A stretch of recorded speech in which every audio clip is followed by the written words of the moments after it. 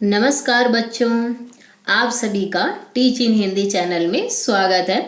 बच्चों, आज हम इस वीडियो में अपनी अपनी बीमारी एक व्यंग जो हरिशंकर परसाई द्वारा रचित है उसका अध्ययन करने वाले हैं।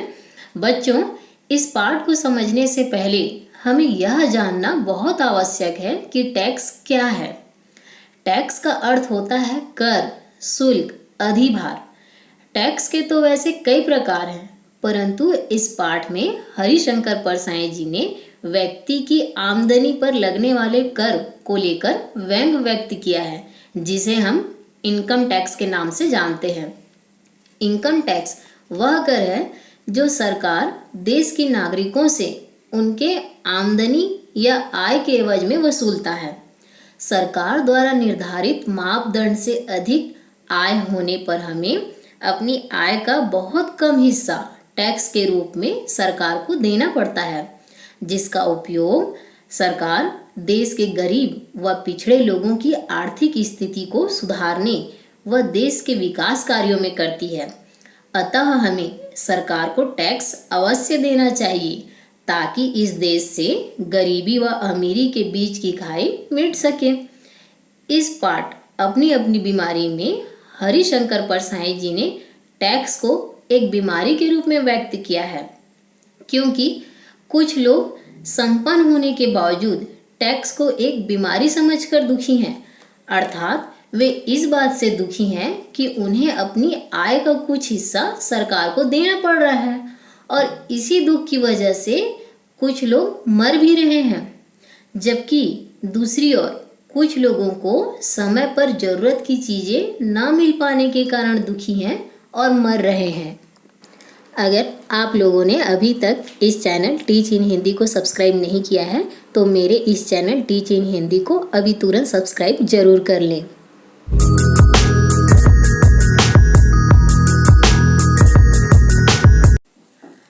पाठ शुरू करने से पहले हम व्यंग्यकार हरिशंकर परसाई जी के जीवन परिचय के बारे में जानते हैं। हरिशंकर परसाई जी का जन्म 22 अगस्त 1924 को जमानी गांव होशंगाबाद मध्य प्रदेश के होशंगाबाद में हुआ था और इनकी रचनाएं हैं हंसते हैं रोते हैं, भूत के पांव पीछे, सदाचार का ताबीज, रानी नागफनी की कहानी, माटी कहे कुम्हार से, ठिठुरता हुआ गणतंत्र, बोलती रेखाएं, विकलांग श्रद्धा का दौर और तट की खोज इत्यादि हैं। और इन्हें सम्मान भी मिला था। इन्हें विकलांग श्रद्धा का दौर ग्रंथ में साहित्य अकादमी पुरस्कार से सम्मानित किया गया और इसके अतिरिक्त उत्तर प्रदेश हिंदी साहित्य संस्थान तथा मध्य प्रदेश कला परिषद द्वारा भी इन्हें सम्मानित किया गया। एक बार व्यंग्यकार हरिशंकर परसाई जी अपने मित्रों के साथ चंदा मांगने जाते हैं और परसाई जी चलते चलते उन लोगों से ये कहते हैं कि चंदा मांगने वाले और चंदा देने वाले दोनों एक दूसरे को देखकर, एक दूसरे के चेहरे को देखकर ये पहचान लेते हैं कि लेने वाला, जो चंदा लेने वाला होता है वो ये जान लेता है कि सामने वाला व्यक्ति चंदा देगा कि नहीं, और जो देने वाला होता है वो भी समझ जाता है कि बिना चंदा लिए इन लोग यहाँ से जाएंगे या नहीं। परसाई जी जिस घर में चंदा मांगने जा रहे हैं तो वहाँ के लोगों के चेहरे को देखकर वे समझ जा रहते हैं कि इस घर से हमें चंदा नहीं मिलने वाला, लेकिन फिर भी वो प्रार्थना करते हैं चंदा के लिए। तो उन्हें जवाब में मिलता है कि आप लोगों को चंदे की पड़ी है और यहाँ तो हम टैक्स के मारे मर रहे हैं। ऐसा सुनते ही हरिशंकर परसाई जी सोच में पड़ जाते हैं और वो ये सोचते हैं कि टैक्स की बीमारी है क्या। हम तो पहली बार सुन रहे हैं इस बीमारी को, क्योंकि हम लोगों ने तो निमोनिया, हैजा, कैंसर, कॉलरा ऐसी बीमारियों का नाम सुना था। अभी टैक्स की बीमारी है क्या, क्योंकि इस घर के लोग तो बहुत ही अच्छे भले चंगे स्वस्थ और खुश दिखाई दे रहे हैं। क्या टैक्स की बीमारी ऐसी है कि जिसे हो जाए वो बहुत ही ज़्यादा खुश और स्वस्थ दिखता है और लोगों को अच्छा लगता है? ये कौन सी नई बीमारी है, ऐसा वे सोचते हैं। फिर कहते हैं कि टैक्स बीमारी से ग्रसित लोगों का मतलब जिन लोगों को टैक्स हो जाता है उन लोगों का कोई इलाज नहीं है। कहने का मतलब जिन लोगों को टैक्स की बीमारी लग जाती है उन लोगों का कोई इलाज नहीं है, क्योंकि यह एक अजीब रोग है।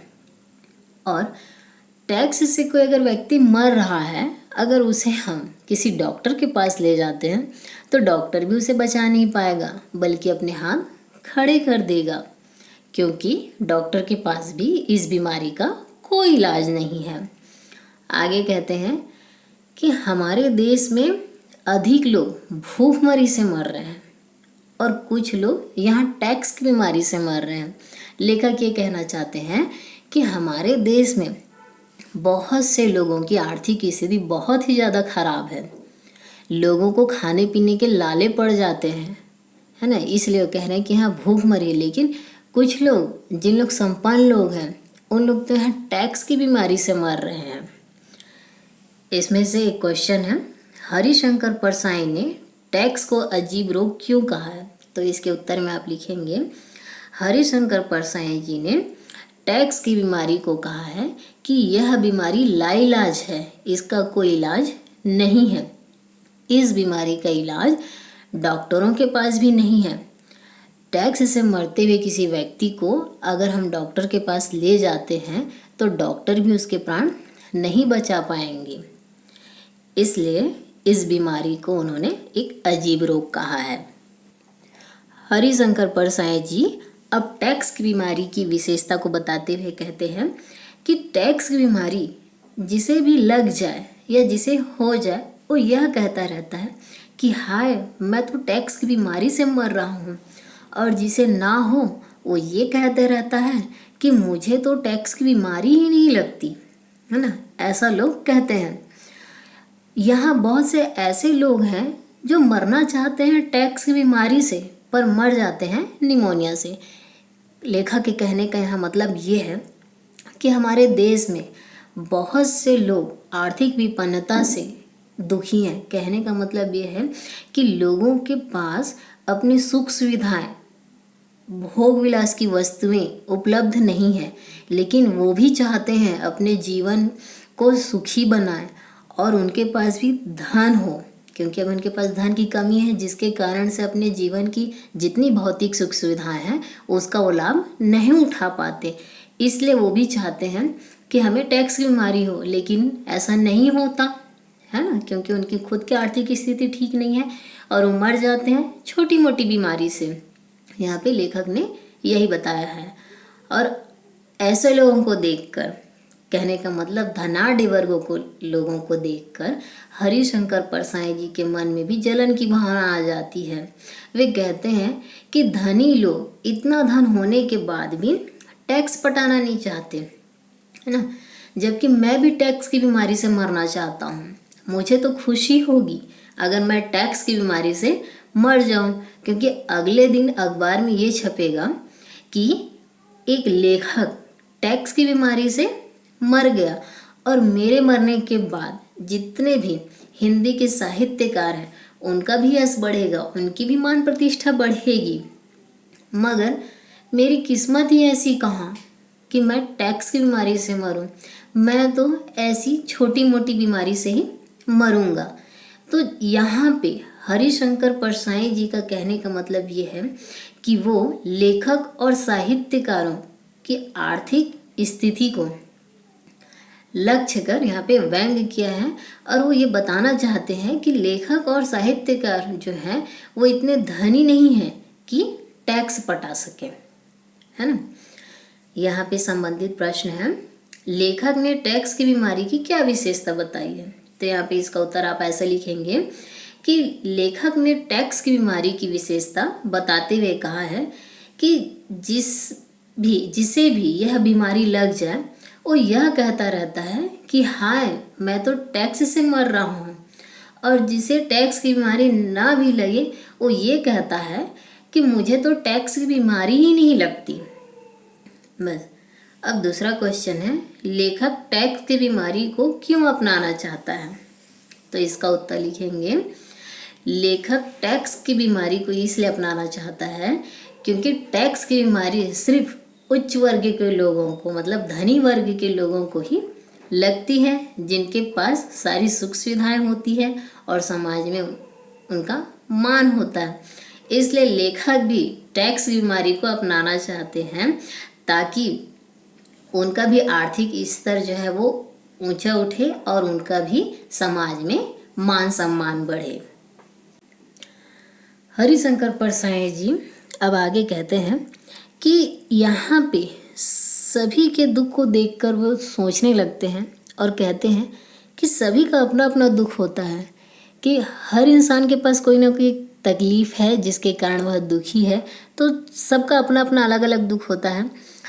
कोई टैक्स देने के कारण दुखी है, तो कोई धन की कमी के कारण, कहने का मतलब ये है कि कोई टैक्स दे रहा है उससे तकलीफ़ में है वो, और किसी के पास बिल्कुल भी धन नहीं है उसके लिए दुख है। लेकिन हमें तो 50 रुपये का सिर्फ चंदा नहीं मिला, उसकी वजह से हम दुखी में हैं।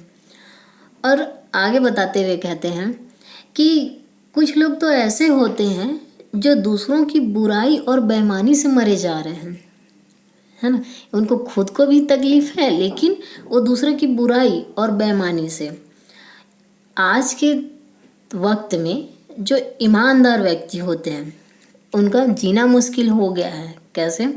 कि उनकी जो ईमानदारी है, सच्चाई है और उनका जो आदर्श है, सिद्धांत, वो सारी चीज़ें उनके खुद के लिए दुख का कारण बन गई है।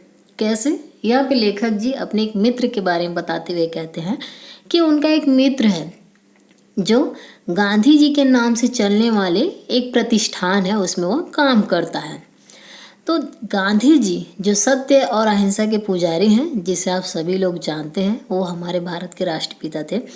तो उनका नाम उस प्रतिष्ठान में जुड़ा रहने के कारण उनका जो मित्र होता है वहाँ पे बेईमानी नहीं कर पाता, लेकिन वहाँ पे जितने बाकी लोग रहते हैं वे बेईमानी करते हैं और वो उनको देखता भी है। तो यहाँ पे लेखक को आके बताता है कि वहाँ पे इतने लोग बेईमानी करते हैं लेकिन मैं सिर्फ गांधी जी के तस्वीर, उनकी फ़ोटो और उनका नाम हमारे प्रतिष्ठान से जुड़े होने के कारण बेईमानी नहीं कर पाता, है ना। तो इसीलिए वो दूसरों की बेईमानी की बुराई कर करके बीमार रहता है।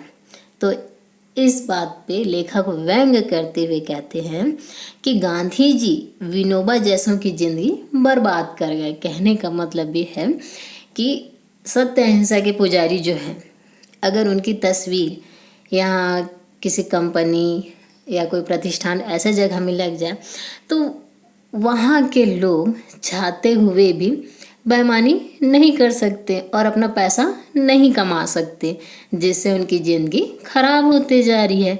और वो दूसरों की बेईमानी, जो वहाँ बाकी लोग हैं जो उनको अपना आदर्श नहीं मानते, उन लोग वहाँ बेईमानी कर रहे हैं, तो सामने वाला जो आदर्शवादी है उनकी बेईमानी को देखते देखते ही वो बीमारी से ग्रस्त हो रहा है, ऐसा लेखक बताना चाहते हैं।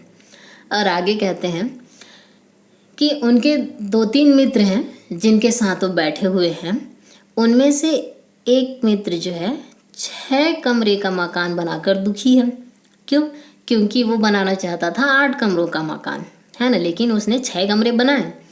और जो दूसरा मित्र है वो 50,000 की जगह सिर्फ 40,000 की किताबें बिकने की वजह से दुखी है, लेकिन उसकी कम से कम 40,000 की किताबें बिकी, 10,000 की किताबें बच गई, है ना। और जो उसका तीसरा मित्र है वो रोटरी मशीन होने के बावजूद मोनो रोटरी मशीन आने में कठिनाई की वजह से दुखी है। हालांकि उसका काम चल रहा है, उसके पास मशीन है, लेकिन वो दूसरी मशीन उसके पास अभी नहीं आ पा रही है, उसकी वजह से दुखी है। तो यहाँ पे लेखक ये कहते हैं कि उनके मित्र जितने हैं, तीनों मित्र, उन लोग अपने काम में दुखी हैं। हालांकि उनका काम हो चुका है लेकिन कुछ काम बचा हुआ है, फिर भी वो दुखी हैं। लेकिन मेरा जो दुख है, कौन सा दुख है? लेखक कहते हैं कि मेरा तो सिर्फ इतना ही दुख है कि बिजली का बिल जमा करने के लिए मेरे पास मात्र 50 रुपये ही नहीं है, जिसके कारण मैं दुखी। तो मैं अपना दुख इनके साथ कैसे बांटूं? इन लोगों ने तो कमा भी लिया, इनका काम भी हो रहा है, सिर्फ थोड़ा सा ही काम नहीं हो पाया जिसकी वजह से दुखी हैं। लेकिन मुझे तो अपने घर का बिजली बिल देना है जो सिर्फ 50 रुपये, वो मेरे पास नहीं है, वो मेरे लिए सबसे बड़ा दुख है। और वो कहते हैं कि मेरा दुख अन्य बंधुओं के दुखों के सामने बहुत छोटा है। लेखक हरिशंकर परसाई जी का आशय यह है कि एक और यहाँ व्यक्ति अपने जीवन जीने के लिए आवश्यक वस्तुओं की पूर्ति ना कर पाने के कारण दुखी है, तो वहीं दूसरी ओर लोगों के पास सब कुछ पर्याप्त मात्रा में होने के बावजूद और अधिक पाने की लालसा में दुखी है।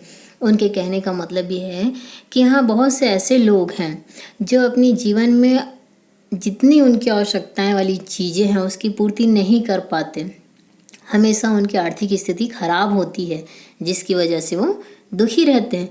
लेकिन दूसरी ओर ऐसे भी लोग हैं जो धनाढ्य वर्ग के लोग हैं, उनके पास सारी सुख सुविधाएं हैं, लेकिन उसके बाद भी और भी ज़्यादा पाने की लालसा में वो दुखी हैं। अंत में परसाई जी यहाँ पे व्यंग करते हुए कहते हैं कि संपन्न लोगों से कहते हैं कि आप लोग अपनी सुख सुविधा मुझे दे दो ताकि मैं इस टैक्स की बीमारी से मर जाऊं। लेकिन मुझे पता है कि लोग अपनी सुख सुविधा व टैक्स बीमारी नहीं छोड़ेंगे और मुझे अंत में किसी ओझी बीमारी से ही मरना पड़ेगा। अंत में यहाँ पे हरिशंकर परसाई जी जो धनाढ्य वर्ग के लोग हैं उनकी लालसा और अधिक लालसा पाने की चाह को देखते हुए कहते हैं कि आप लोग अपनी जितनी भी सुख सुविधाएं हैं मुझे दे दो ताकि मैं भी टैक्स बीमारी से मर जाऊं, क्योंकि लेखक की आर्थिक स्थिति खुद अच्छी नहीं है ना। और वो ये कह रहे हैं कि जितने भी उन लोग की जो सुख सुविधाएं हैं उन्हें पता है कि वो नहीं छोड़ेंगे और ना ही उस टैक्स बीमारी को छोड़ेंगे, और अंत में लेखक को ओझी बीमारी, कहने का मतलब है छोटी मोटी बीमारी से ही मरना पड़ेगा।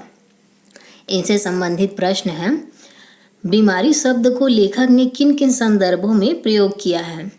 तो बीमारी शब्द जो है उसमें लेखक ने महत्वाकांक्षा, अपेक्षा, प्राणघातक आदि संदर्भों में की है।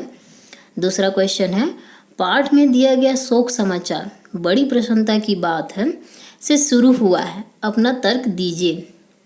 तो यहाँ आप पुस्तक में भी देख सकते हैं कि एक व्यंग में लिखा हुआ है बड़ी प्रसन्नता की बात है कि हिंदी के व्यंग लेखक पर हरिशंकर परसाई जी टैक्स की बीमारी में मर गए।